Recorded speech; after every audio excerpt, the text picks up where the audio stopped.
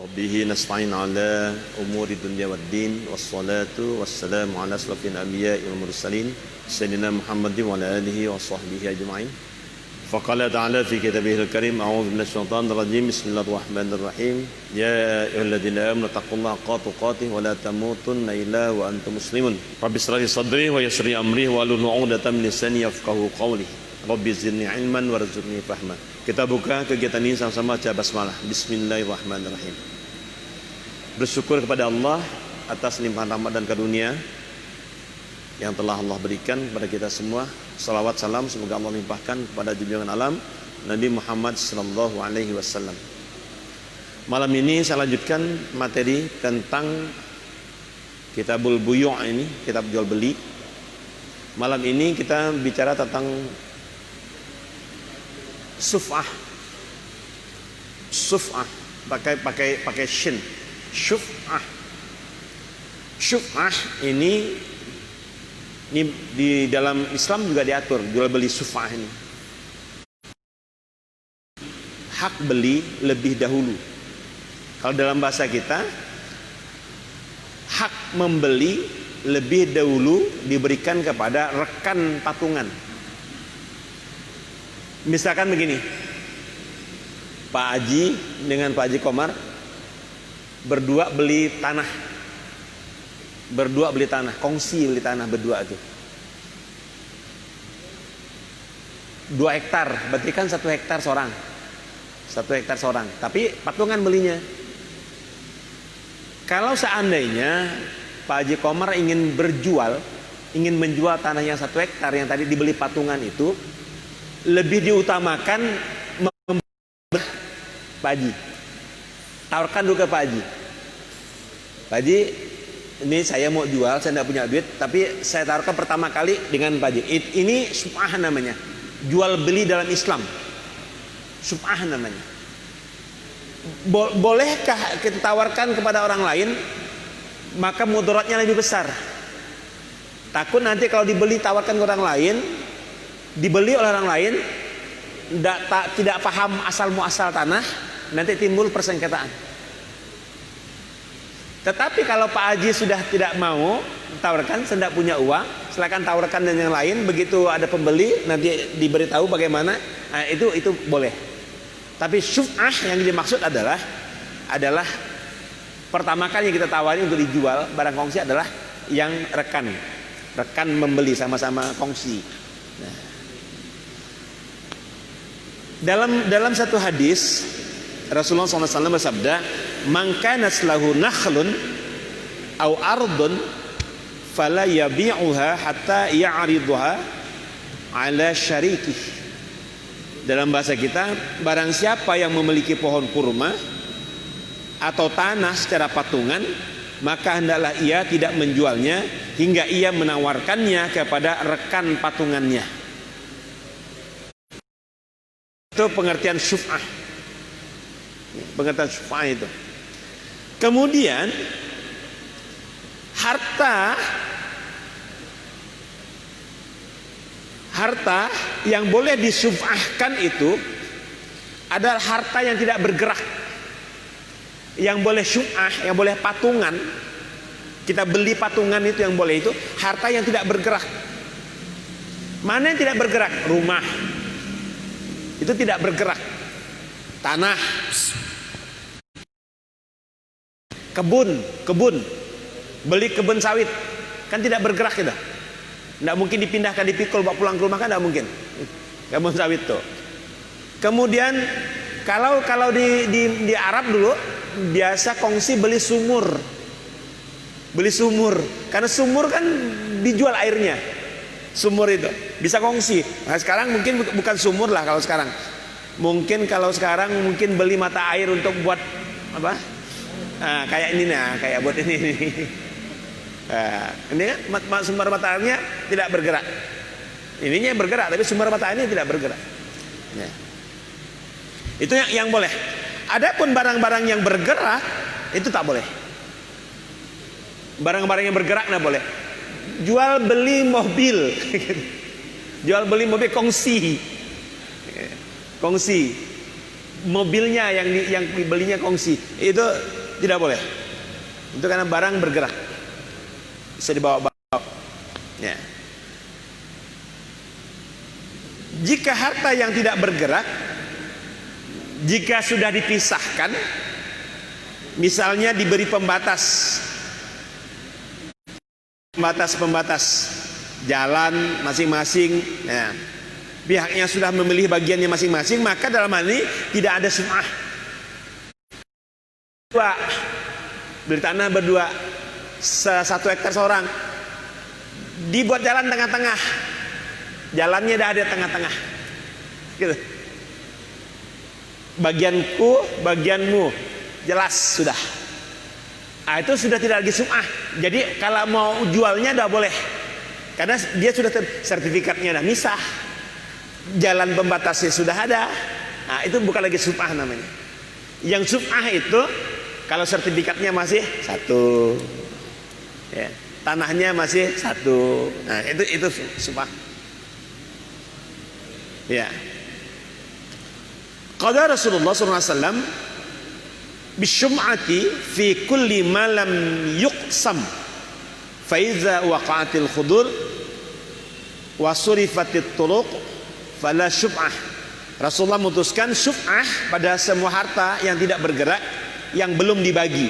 Jika batasan-batasannya telah diletakkan dan jalan telah dibentangkan, maka tidak ada syum'ah baginya.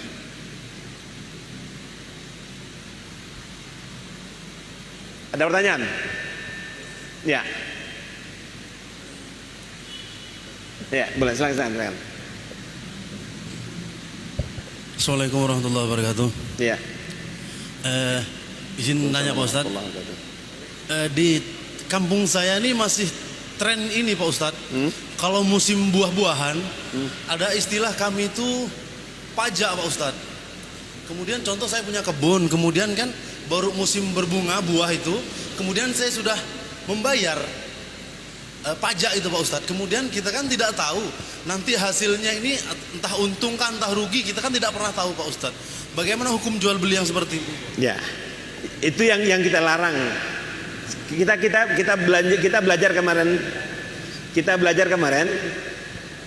belajar kemarin ada syirkah, kemudian ada salam. Ya, kita belajar kemarin bahwa barang yang baru boleh diperjualbelikan, diperdagangkan, termasuk dipajak, apabila barang itu sudah jelas, sudah jelas apanya, kondisinya. Jangan beli kucing dalam karung, itu spekulasi, arahnya kepada judi. Durian, beli bunganya luar biasa, batangnya bunganya penuh bunga semua. Kata yang biasa beli durian naksir, saya taksir nih 2 juta, karena bunganya banyak, nanti buahnya sekian banyak. Seminggu kemudian berubah cuaca, jadi musim penghujan, berjatuhan bunganya, tinggal 2 biji bunganya di atas. Nah, berarti cuma 2 biji, buahnya 2 juta si batang itu tidak boleh. Namanya spekulasi. Kalau dalam bahasa apa, mengundi untung-untungan, itu judi. Gambling, judi. Jadi kalau dapat, jangan kita ikuti itu. Jangan kita ikuti. Kalau kita ikuti, berarti masuk kita ke, itulah yang diberantas oleh Islam itu, gitu. Jangan, termasuk maaf, sampai jelas ikan tanam, saya tanam ikan 10 kilo atau 50 kilo, saya tanam ikan emas 50 kilo. Baru tanam seminggu, saya tawarkan, ada tengkulak mau beli. Berapa kamu tanam? 50 kilo. Betul? Tanya, betul. Tapi masih kecil. Baru seminggu. Berani tawar sekian, karena 6 bulan kemudian diperkirakan 50 kilo itu akan jadi sekian. Beli. Itu belum boleh Pak Joko Komar, tidak bisa, tidak boleh itu. Karena apa? Masih dalam proses. Berapa bulan? 6 bulan. Pas umur 5 bulan, kena berang-berang, dia malam diserangnya habis. 50 kilo habis, mau jadi apa coba? Atau kena banjir, valid dia mau apa? Makanya tidak boleh, kecuali kalau sudah jelas, oh sudah 5 bulan mau dipanen, nah berani tawar karena minggu depan saya akan panen, bisa. Ya. Ya. Jadi kalau yang tadi itu tidak salam, dia masuk kepada riba. Ya. Oke, masih ada tentang sum'ah. Kalau enggak saya lanjutkan dulu. Apabila antar dua tetangga saling memiliki hak guna sama. Misalnya jalan, sumur, hak guna sama. Jalannya kita gunanya sama, sumurnya sama, sumber air dan sebagainya. Yang digunakan secara bersama-sama, maka masing-masing memiliki hak sum'ah. Masing-masing memiliki hak sum'ah. Satu sumur dibuat oleh 10 orang. Satu sumur dibuat oleh 10 orang. 10 orang gunakan. Kita biasa gitu. Disedot masing-masing ke rumah 10. Berarti 10 orang masing-masing punya hak sum'ah. Hak sum'ah itu artinya kalau dia ada yang mau jual, boleh diutamakan kepada anggota, jangan kepada orang luar. Itu kalau memang begitu gitu.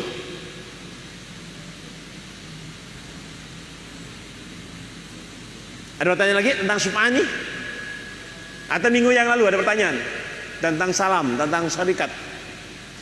Itulah subhanallah, Islam mengatur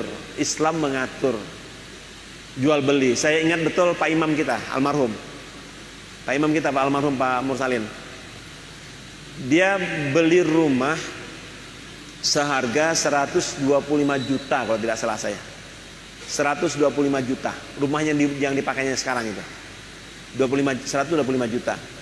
Seminggu setelah dipanjarnya 25 juta, datang pihak ketiga ingin bayar rumah itu 200 juta. 200 juta. Suami istri ada yang sudah tergoda, salah satunya ada yang sudah tergoda. Salah satu. Dia bilang udah kita jual saja dengan pihak ketiga ini, kita kembalikan uang DP-nya Pak Ustadz itu. Kita kembalikan. Tapi salah satunya ngomong juga. Kalau kita ambil yang 200 juta ini, berarti kan keuntungan 75 juta. Belum tentu barokah. Karena kita sudah berjual beli, berakad dengan Pak Ustadz. Dan insya Allah 125 juta lebih barokah ketimbang 200 juta. Untung salah satunya ada yang berpikir begitu. Sehingga tetap itu dijualnya. Kalau seandainya dijualnya kepada pihak ketiga ingin mengharapkan 75, itu haram. Karena dia sudah membatalkan akad yang pertama, mengharapkan yang lebih baik. Nah, itu contoh, Pak, contoh. Islam mengatur itu, Islam sudah mengatur. Maaf, saya selewengkan dikit. Di dalam Islam, adakah tunangan? Ada. Tunangan, melamar itu memberikan tanda kepada seorang perempuan yang akan kita nikahi dengan batas waktu tertentu. Ya, dengan batas waktu tertentu untuk sebelum akad. Beri patok, mereka beri patok. Beri patok. Ya. Kalau bahasa kita DP. Udah di DP, Pak. Udah di DP nih. Kalau seandainya perempuan itu mendapatkan calon yang lebih bagus, kemudian mengembalikan DP itu dengan cara yang baik, baik-baik, tidak masalah. Tetapi kalau tidak dengan cara yang baik batil, haram. Dalam hukum orang Melayu, Pak, bahasa kalau adat Melayu, kalau sudah mengantar cikram, kemudian perempuan yang yang membatalkan, apa adatnya? Orang tua itu ada apa adatnya? Hah? Ada adatnya. Ya, ada dendanya, didenda. Kenapa? Karena dia sudah membatalkan sepihak DP yang kita berikan. Begitu juga kalau ada orang ketiga yang mengambil calon perempuan yang sudah kita, itu haram. Haram hukumnya melamar perempuan yang sudah dilamar oleh orang lain. Kan belum nikah, Pak, belum, tapi sudah di DP, sudah dipatok. Itu kalau dalam bahasa agama, bahasa kita, bahasa Islam, subhanallah luar biasa. Karena laki-laki dan perempuan bukan jual beli, bukan, tetapi ada yang menjual, ada yang membeli. Laki-laki membeli pakai mahar. Makanya kalau kata saya di Arab tuh mahal menikah itu maharnya mahal. Rumah beserta isinya. Rumah beserta isinya, apa isinya? Mobil. Pembantu isinya. Mahal. Kalau di kita enggak. Ya. Oke, ada cukup? Udah lanjut. Ada pertanyaan tentang sum'ah? Ya, kenapa? Kenapa? Hah? Sudah menikah. Yang enggak mau siapa? Perempuannya. Kalau tidak mau, apa alasannya?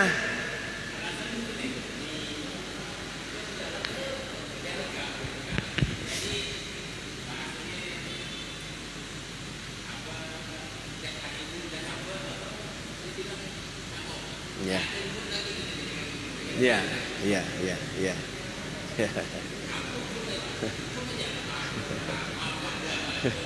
Kita belajar apa kemarin? Tentang pernikahan, apa namanya kemarin? Perempuan istri yang membangkang suami, apa namanya? Ada kemarin waktu kita bicara tentang bab nikah. Bab nikah. Seorang istri nuzuz adalah istri yang membangkang kepada suami. Bentuk penolakan, bentuk ketidakmauan itu sudah nuzuz.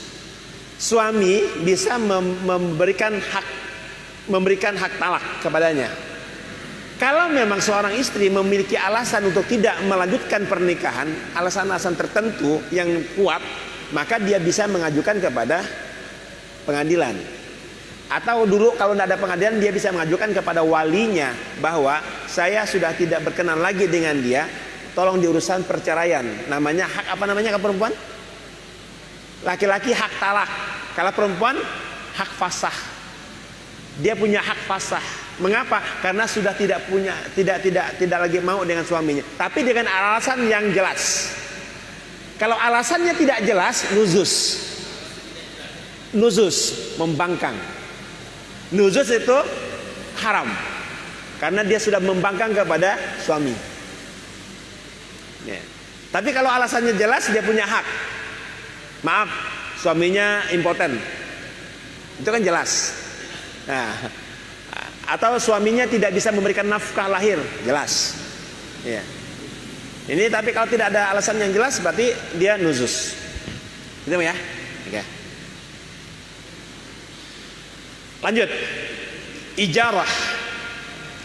Dalam Islam, dalam jual beli ada namanya ijarah.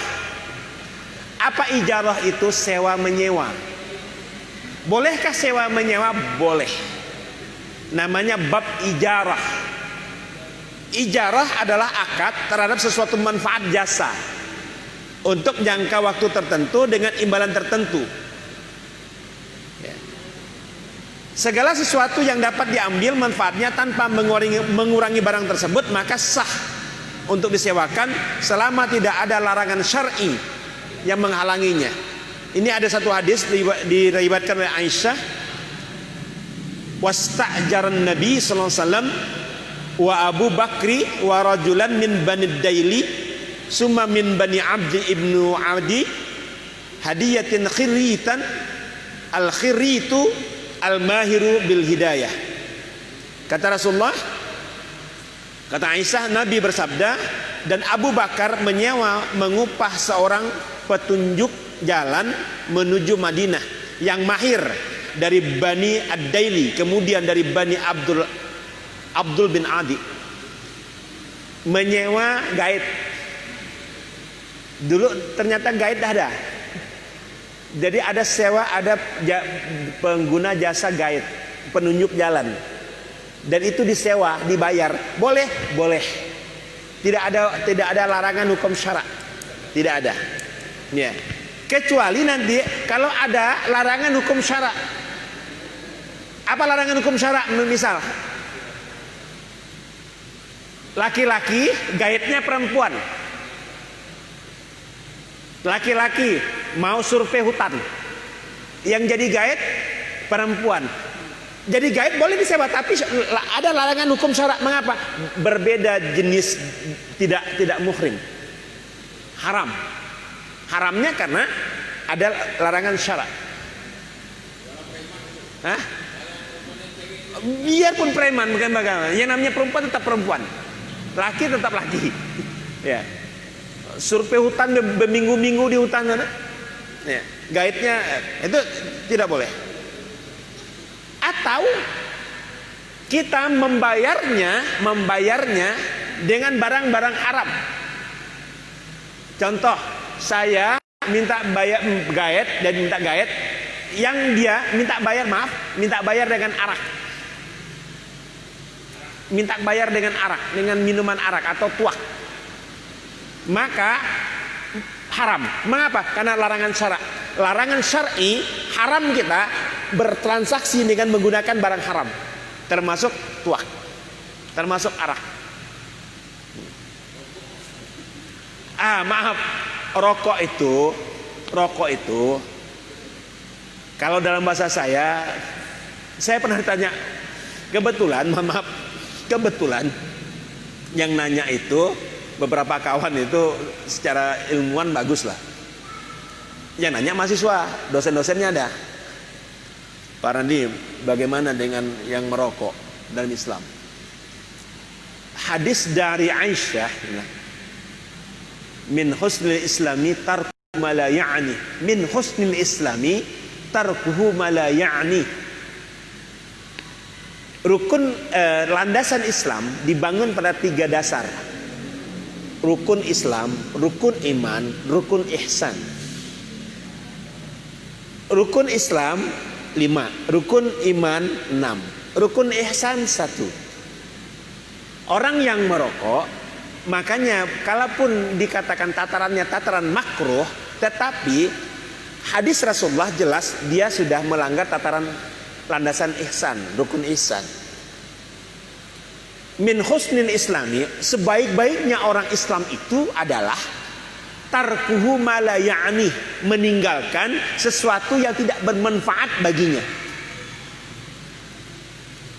Tarkuhu ma la ya'ni, meninggalkan sesuatu yang tidak bermanfaat baginya.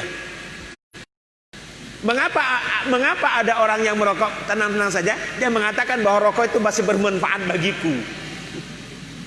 Baginya masih menganggap bermanfaat baginya. Bagi orang yang mengatakan tidak bermanfaat, maka dia meninggalkannya, mengatakan bahwa itu tidak bermanfaat bagiku. Nah, kata saya silakan cerna saja lah. Silakan cerna saja. Maaf, kuku panjang. Apa kata Rasulullah? Tempat setan bergantung. Haram tidak? Haram tidak? Tidak kan? Tapi min husnil islami tarkuhu ma la ya'ni. Apa manfaatnya? Ngorek kuping. Tarkuhu ma la ya'ni. Tidak haram, tetapi min husnil islami tarkuhu ma la ya'ni. Sebaik-baiknya dalam berislam itu, dalam beragama itu, meninggalkan sesuatu yang tidak bermanfaat bagi kita. Gitu kan? Tidak sampai kepada haram, tetapi kita sendirilah yang ini. Ya. Kopi Pak, kopi. Cara? Minum kopi, kecanduan kopi Pak. Minum kopi. Ngopi. Kopi kalau enggak ngopi lemah ya Pak. Kopi itu saya sudah bertanya pada semua, kopi itu menyehatkan kalau tidak pakai gula. Kopi itu menyehatkan kalau tidak pakai gula. Boleh tanya dokter mana saja. Saya datang. Makanya saya lebih suka minum kopi tanpa gula. Hah? Iya, baru ngopi. Kopi tanpa gula. Tapi kalau kopi sudah dikasih gula, itu bisa menyebabkan beberapa penyakit. Asam lambung bisa naik. Ya, dari asam lambung bisa naik, nanti bisa sakit kepala. Tapi kalau kopi tok itu memang luar biasa khasiatnya. Bahkan kalau dalam obat herbal, terapi herbal, kopi tanpa gula itu manfaatnya banyak. Termasuk bisa menurunkan kolesterol bisa turun, asam urat bisa turun. Tapi tanpa gula, ya tidak boleh. Memang tanpa gula, itu baru kopi tanpa gula. Nah, bahkan kalau kencing manis boleh minum kopi tanpa gula, jadi obat dia malah. Oke, itu ijarah. Ijarah adalah sewa menyewa. Masih berapa menit? Masih lama. Ijarah ada beberapa macam. Paling tidak ada 2 macam ijarah. Satu, ijarah terhadap barang seperti menyewa rumah, mobil dan semisalnya. Boleh menyewa barang, boleh nyewa rumah, nyewa mobil, selagi masih dalam tataran syar'i, boleh. Berapa harga rumah sewa? 10 juta. Masuk akal? Iya. Tapi kalau sudah ada unsur penipuan, ada unsur kezaliman, haram. Berapa sewa rumah? 100 juta.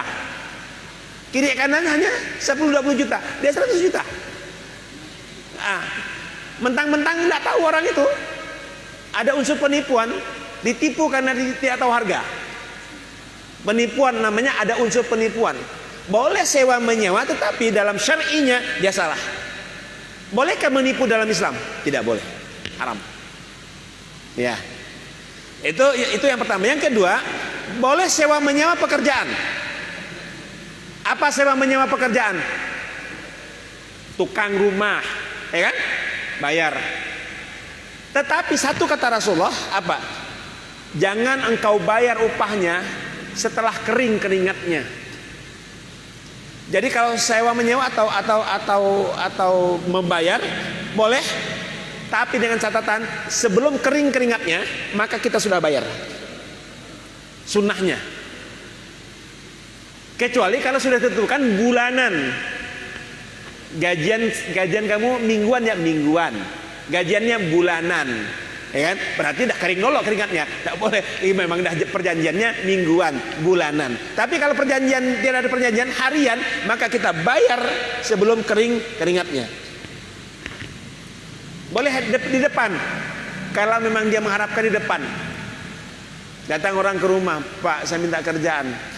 Kenapa? Ini. Udah, silakan kerja. Pak, minta duitnya dulu. Yakin kita? Kenapa? Saya mau beli beras dulu untuk bawa keluar ke rumah. Ini bagus. Berikan duitnya, belikan dia beras, pulang dia ke rumah, datang lagi. Semangat dia kerja. Kalau kita tahu betul orangnya. Tapi kalau tidak tahu, hilang, lenyap, bahaya juga. Hilang, bahaya juga. Ya. A'tal ajrah qabla an yajiffa 'arquhu. Berikanlah upah sebelum kering keringatnya. Ya. Kata Rasulullah, qala Allah Ta'ala, Rasulullah bersabda, ini hadis qudsi, qala Allah Ta'ala, salasun ana khasmuhum yaumal qiyamah, rajulun a'tabi summa adara, wa rajulun bagha khurran fa'akala thamanu, wa rajulun istajara ajiran fastawfa minhu wa lam yu'ti ajrahu. Allah berfirman, ini hadis qudsi, ada 3 orang yang aku menjadi musuh bagi mereka pada hari kiamat, kata Rasulullah. Siapa dia? 1, seorang laki-laki memberi dengan atas namaku lalu ia berkhianat. Memberi atas nama Allah. Demi Allah saya beri. Bila esok tunggu tidak datang. Esok lagi datang, sebulan nggak ada. kata Rasulullah, aku jadi musuhnya. Kalau dia memberi atas nama Allah kemudian dia jalir, dia khianat, musuh Nabi. Satu. Yang kedua, seorang yang menjual orang yang merdeka dan memakan harganya. Tahu Pak? Menjual seorang yang merdeka dan memakan harganya. Semau-moong. Dia menjualnya mau-moong, setelah tidak diberikan. Kalau sekarang tidak ada lagi kan? Contoh sekarang apa misalkan? Upah, jangan berpikir memerdekakan orang. Kita nyuruh orang kerja dia, upahnya diberikan dengan kita tak berikan dengan dia upahnya. Hah? Dipotong pun tak boleh. Ini apalagi diambil semuanya. Dipotong pun tak boleh. Itu hak pekerja, bukan hak kita. Diambil kata Rasulullah, musuhku nanti dia yaumil kiamah. Nah, yang ketiga adalah seorang yang menyewa orang lain dan mendapatkan jasanya, lalu dia tidak membayarkan upahnya, tidak bayarnya upahnya. Dah kapak-kapak dia kerja, kita janji bayar upahnya, lari kita. Selesai dia kerja, kita tidak bayar upahnya. Kata Rasulullah, musuhku nanti yaumil kiamah. Ada 3 musuh Rasulullah di yaumil kiamah. Silakan, ada pertanyaan? Multi level marketing syar'i apabila tidak melanggar syariat Islam. Barang yang dijual bukan barang yang haram. Satu. Yang kedua, barang yang dijual tidak mudarat. Yang ketiga, barang yang dijual sesuai antara kualitas barang dengan harga barang, kuantitas barang dengan harga barang. Jadi multi level tidak masalah, karena multi level itu juga adalah pemasaran, penjualan, jual beli. Tetapi dengan catatan tadi itu, barang-barangnya harus jelas.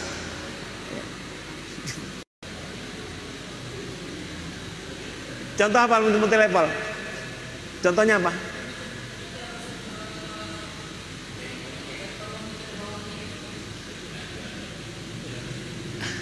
Kan jual beli. Satunya tadi barang yang dijual. Kenapa?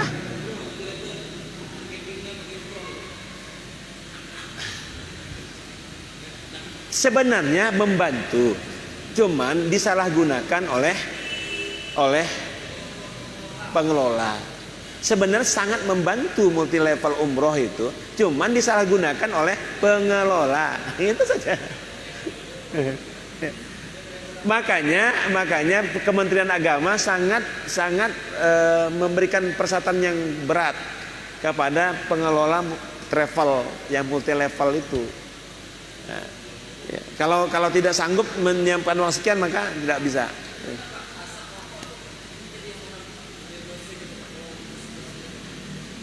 Tanya Pak Dr. Simardi, kalau ada Pak Dr. Simardi ke sini, merokok yang paling bahaya itu bukan perokok aktif, tapi merokok yang paling bahaya itu perokok pasif. Perokok pasif itu adalah yang menghisap asap rokok orang lain yang merokok, karena asapnya itu semuanya racun. Hah? Jadi makanya di tempat-tempat sekarang umum, di tempat-tempat umum sudah disediakan tempat merokok khusus. Ya, sekarang di Jakarta sudah mulai ada tempat-tempat pelarangan denda merokok di tempat umum. Kenapa? Bahayanya lebih besar. Saya pikir itu malam ini kita sudah sampai di pelajaran tentang ijarah ini. Nanti kita lanjut pada materi yang lain. Mudah-mudahan Allah memberikan kebaikan kepada kita semua. Kita tutup dengan doa. Bismillahirrahmanirrahim. Alhamdulillahirabbil alamin wassalatu wassalamu ala asrofil anbiya'i wal mursalin Muhammadin wa ala alihi washabbihi ajmain. Allahumma nawwir qulubana binuri hidayatika kama nawatal arda binur syamsika abada. Nawwir lana qulubana binuri ma'rifatika waftah lana futuhal arifin. Allahumma inna nas'aluka ilman nafi'an wa amalan maqbulan ya fattahu ya alim ya fattahu ya alim ya fattahu ya alim. Rabbana atina fid dunya hasanah fil akhirati hasanah wa qina adzabannar. Walhamdulillahi rabbil alamin. Usikum bi taqwallah. Assalamualaikum warahmatullahi wabarakatuh.